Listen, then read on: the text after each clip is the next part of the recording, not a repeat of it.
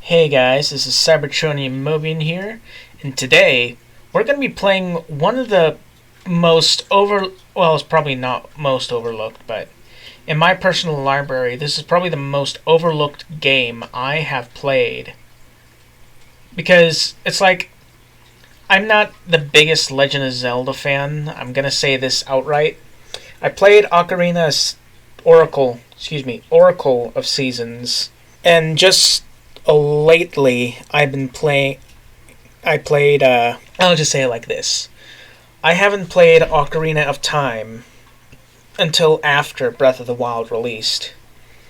Like, my first only ever Zelda game was Oracle of Seasons.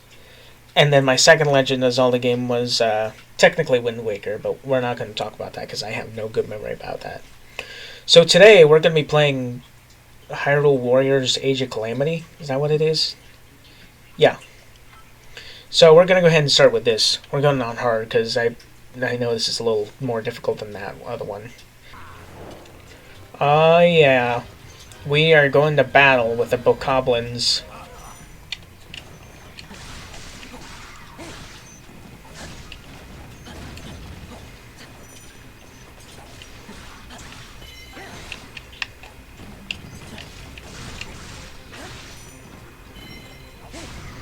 This is the same battle theme for when you fight the Lynel.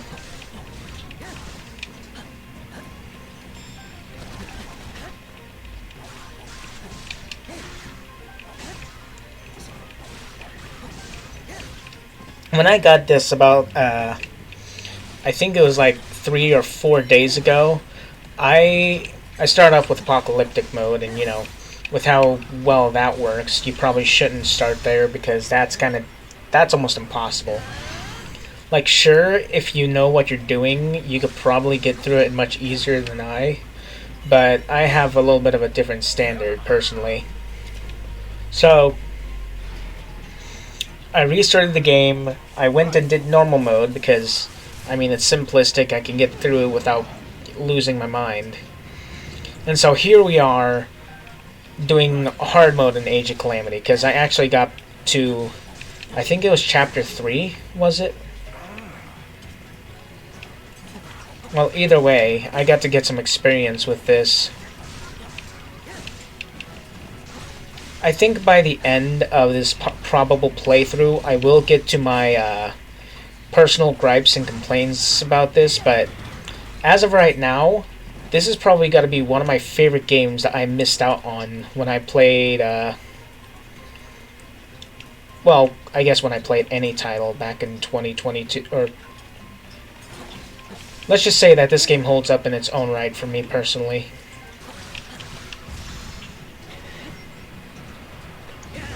One of the things I do like about this is, although we know that Link is of course going to be the chosen one in the end, he's nothing more than just another knight following along with the guard. And of course they don't start him off with the helmet in the beginning of the game, but still, it's a very nice bit of storytelling to tell us that he wasn't just immediately granted access to the sword. Personally, you could say, like, I don't know, maybe he should at least get a sword or the sword at the beginning, or I guess in other ways, like, I don't know how to put it, but for some people, you could just say, like, I don't know, it's not very good in those terms of storytelling, but for me personally, I kind of like the idea that Link starts from a mere knave to grow as a great combatant or great fighter. Here we go. Nice.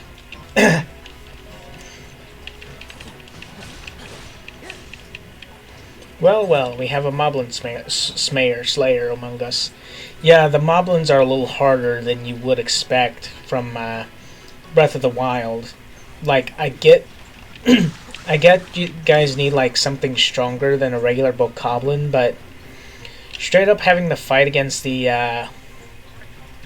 moblins in this is, I guess, in its own respect, a little bit of a boss fight, or at least a mini fight, a mini boss fight. But it can be kind of tedious considering the certain amount of moblins you have to face.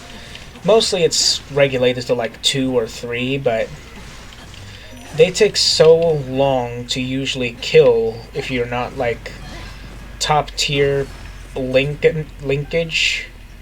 It's mostly a pain if nothing else, so you have to like deal with that type of thing.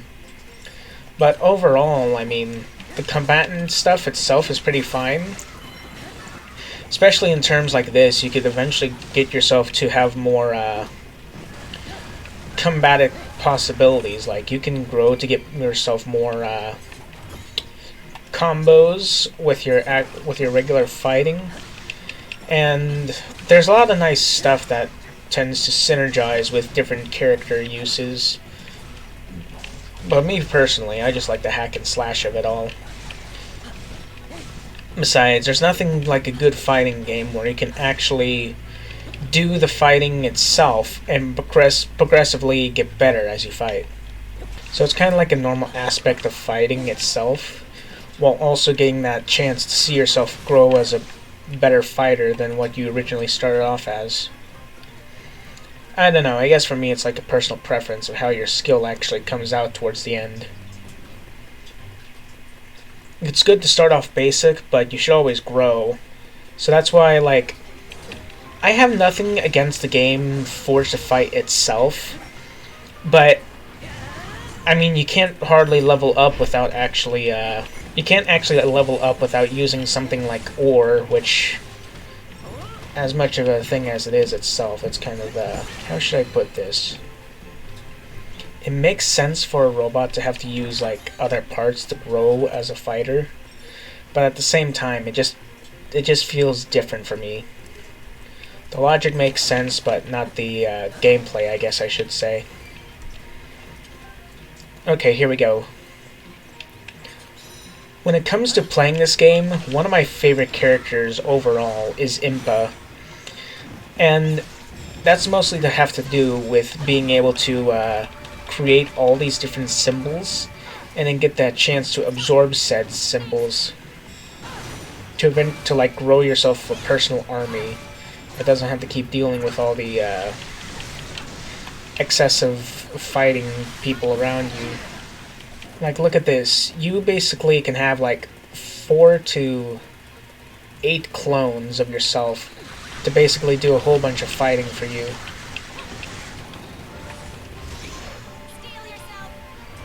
And she just has such an amazing final attack, which, although it's not as good as some other, I mean, for some people it's not as good as other characters, there's a whole lot to it that you can appreciate in this way.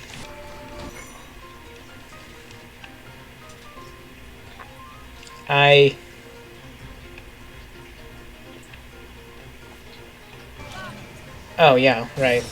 Okay, well, we can get those back, but I had to, get on over here. Here we go.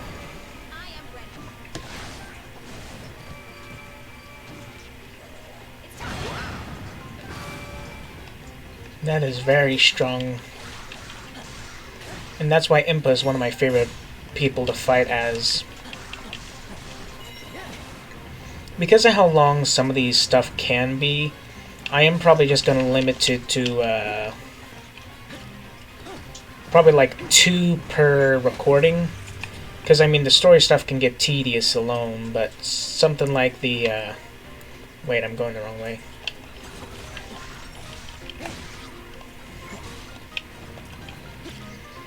But say something like some of the extra mission stuff, those things can take a while. Mostly because it tends to be grinding stuff.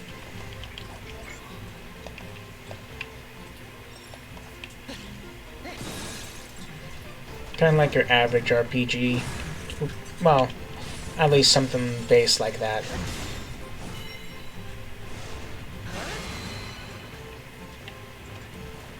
Okay, let's get to this last place. If I had to be honest, even though we're still kind of early in the pre-game, one of my favorite characters to have unlocked in this whole game is between Impa and Mipha. Mipha as a character has kind of always had a interest in terms of story. Like, she's essentially a Princess Zora who has not only the ability to heal her comrades, but she also has the ability to control what is known as the Divine Beast, Vah Ruta, which in itself is a pretty great Divine Beast out of all the others. And there we go. Okay, gonna send down Impa to join along with the fight. Alright, gotta make our way to the Moblins. Destruction. Destruction. Now let's take on the last one, is Link. And finish him off. Nice. Oh man. I'm not even through like with my other gameplay, and this is still one of my favorite story parts. I don't know how well choreographed people will call it, but it is sure one heck of a good way to start this game. So things kind of start off slow, but they gradually get better as time goes on. Especially the characters you can play as. Probably one of the and spoilers, by the way, if you don't want to be spoiled for the next fight. Probably one of the most strangest characters that you can unlock as a fighter is Hetsu, which is that giant Kokiri or Korok maraca man who can fight characters with his maracas. It's kind of weird in my opinion, but I mean, I guess what is done is done. Ah, dang. Okay, let's make our way to the next base, or next outpost. Here we go.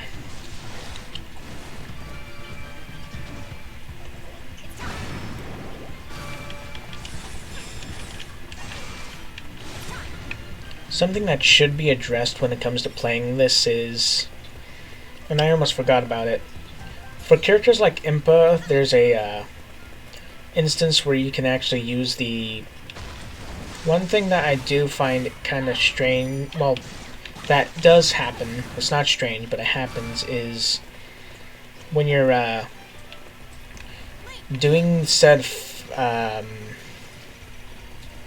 related things such as special attack stuff. The one thing that can happen is that you initially, I can't think of it. Okay, special attacks. So say if Impa has like I don't know, just 2 spawned characters, then you could arguably have a sufficient working basically, if you only have 2 copies of Impa, it will only do like a weaker special attack, and I don't know how similar that is for other characters, but what I do recall about it is it's essentially just a weaker attack because of a less amount of character thing. I'm sorry if I cannot like speak my mind thoroughly about this. I just have really been enjoying this game, and moreover I stay quiet when I play, so if you hear me like just go silent, that's because I'm focused, so forgive me on that if you can. Huh. Didn't know about that special instance attacking happen. I've been at, not today, but I've been at this game for at least 4 different moments and days, and I didn't know that she could shoot a beam like that. Oh yeah, I should address this because it's something that does tend to bug me in normal gameplay, and that's, to my personal opinion, Zelda isn't really that good of a character when it comes to fighting. She has her own merits, but besides having just the same weapon as the only thing that she can really attack with until, I don't know, she may have something at the end. In other words, Zelda with the Sheikah Slate just kind of feels kind of pointless in some regards. Doesn't feel like there's a whole lot to really give when it comes to this. I will admit though, if I want to give her any type of merit credit, I'd have to say her attack with the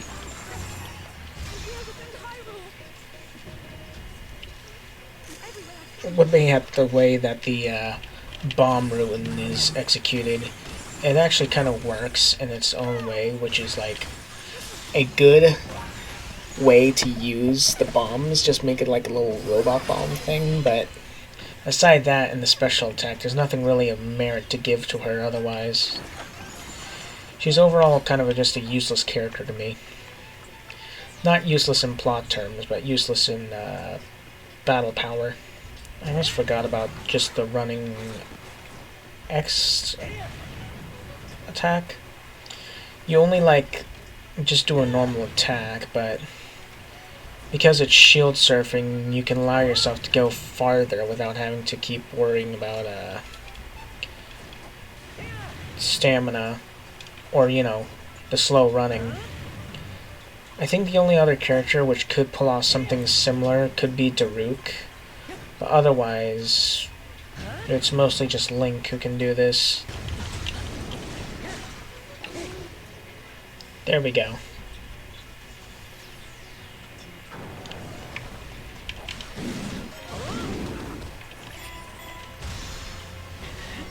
Is this gonna... No, not quite, but it almost did it in. I guess that did it in. Wow, okay. I guess the thing I can give credit for when it comes to these Guardians was one thing that I did notice for when we turned on a Guardian, it was yellow, and of course the Malice, they made them pink, purple, whatever. But I thought that was a neat little additional touch. Okay, well, that's it for this episode. If you guys liked it, feel free to hit that like button, make sure to share with a friend too, and hit the subscribe button. Sorry I didn't do a whole lot of talking on this one. I was mostly focused, and it's hard to, say anything when you're genuinely enjoying a game. But with that being said, I love you guys, and I'll see you guys next time. Cybertronium Mobian, signing off. What a load of bull. Hey guys, this is Cybertronium Mobian here. I wanted to say right quick that due to scheduling, I kind of screwed up the thing on my last video, but that aside, I hope you guys enjoyed this, and I hope to see you guys next time. Bye.